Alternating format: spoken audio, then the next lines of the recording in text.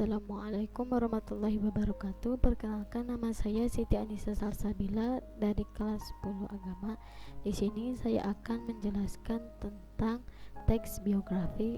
Langsung saja ke materinya. Menelaah teks biografi. Biografi adalah riwayat hidup seseorang yang ditulis oleh orang lain. Dalam biografi disajikan sejarah hidup, pengalaman-pengalaman, sampai kisah sukses orang yang sedang diulas.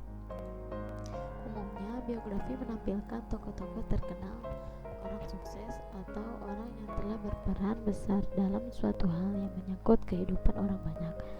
1. Mengidentifikasi ciri teks biografi berdasarkan isinya. Identifikasi atau penelaahan yang artinya meneliti dan menelaah.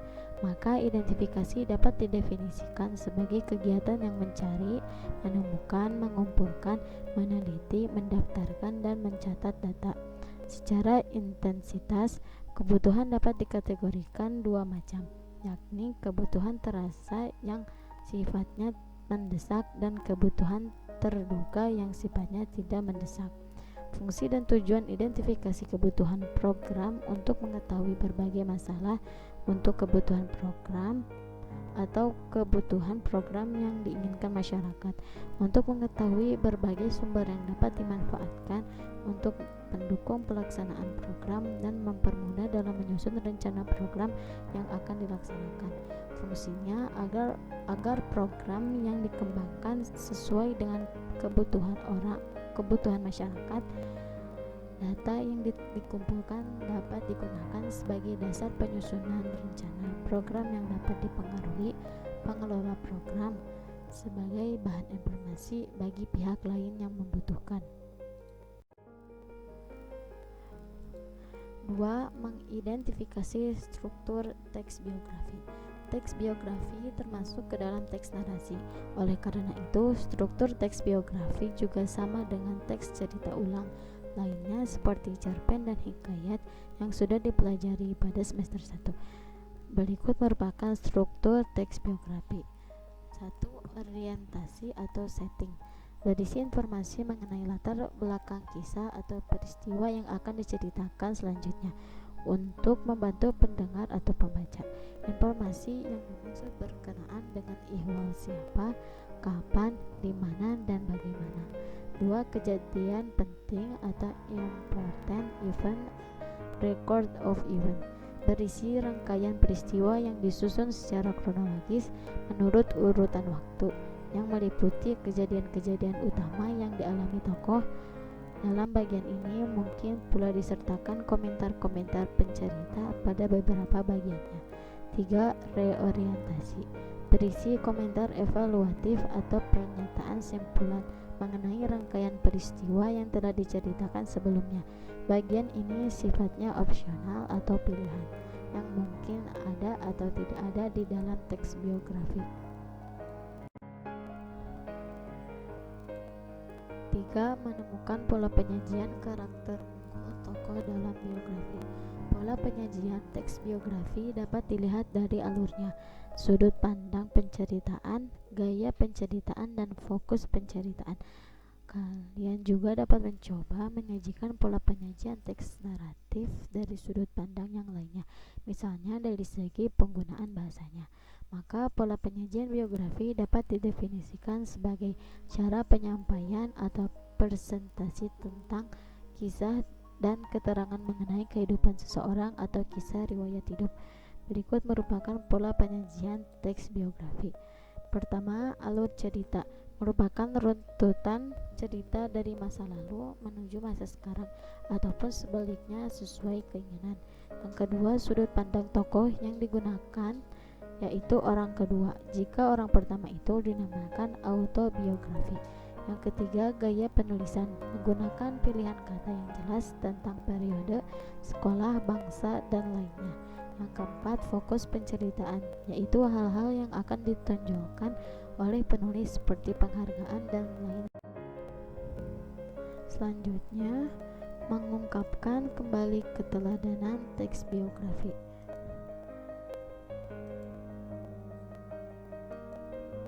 Pada bagian ini, kalian akan mengungkapkan hal-hal yang dapat diteladani dari tokoh yang terdapat dalam teks biografi atau novel yang dibaca kembali secara tertulis.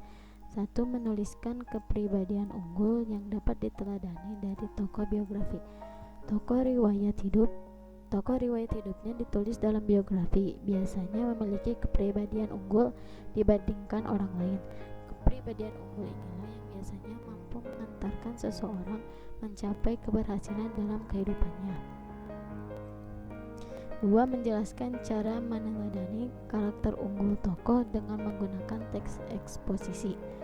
Salah satu ciri cerita ulang adalah cerita tersebut didengarkan dan dibaca berulang kali karena kebermanfaatannya sangat dirasakan. Salah satu kebermanfaatan teks biografi adalah pendengar atau pembaca dapat meneladani karakter unggul tokoh dalam biografi untuk diterapkan dalam kehidupan sehari-hari. Selanjutnya, menganalisis makna dan kebahasaan teks biografi. Yang pertama, mendata pokok-pokok informasi dalam teks biografi. Pada materi sebelumnya dijelaskan bahwa biografi termasuk ke dalam teks narasi. Paragraf-paragraf dalam teks narasi umumnya dikembangkan secara deskriptif dan naratif. Paragraf deskriptif dan naratif memiliki kesamaan bahwa ide pokoknya tidak terdapat dalam satu kalimat. Untuk mengetahui informasi pokok dalam teks biografi, kalian harus benar-benar memahami isi teks tersebut. Kemudian kalian dapat menentukan sendiri isi pokoknya bukan berdasarkan ide pokok yang biasanya terdapat dalam kalimat utama. Yang kedua, menemukan pola penyajian karakter unggul tokoh. Dalam menyampaikan karakter unggul tokoh, penulis dapat menggunakan cara yang berbeda. Ada yang disampaikan secara langsung dan ada pula yang dilakukan secara deskriptif.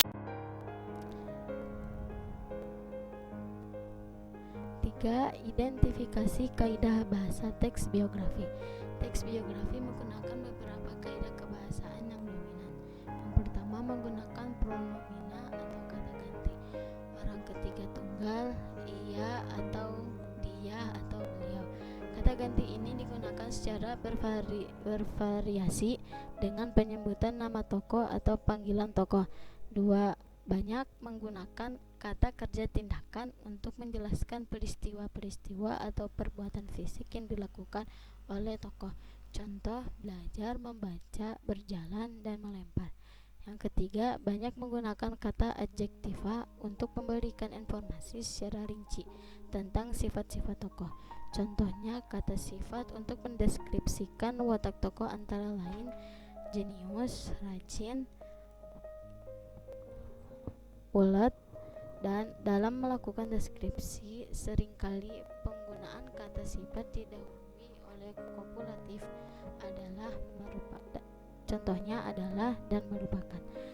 Yang keempat, banyak menggunakan kata kerja pasif untuk menjelaskan peristiwa yang dialami tokoh sebagai subjek yang diceritakan. Contohnya dibeli, ditugaskan, dan dipilih. Yang kelima, banyak menggunakan kata kerja yang berhubungan dengan aktivitas mental dalam rangka penggambaran peran tokoh. Contohnya, memahami, menyetujui, menginspirasi, dan mencintai. Yang keenam, banyak menggunakan kata sambung, kata depan, ataupun nomina yang berkenaan dengan urutan waktu. Contohnya sebelum, sudah, pada saat, kemudian, selanjutnya, sampai, hingga, pada tangga, nantinya, dan selama saat itu. Hal ini terkait dengan pola pengembangan teks cerita ulang yang pada umumnya bersifat kronologis.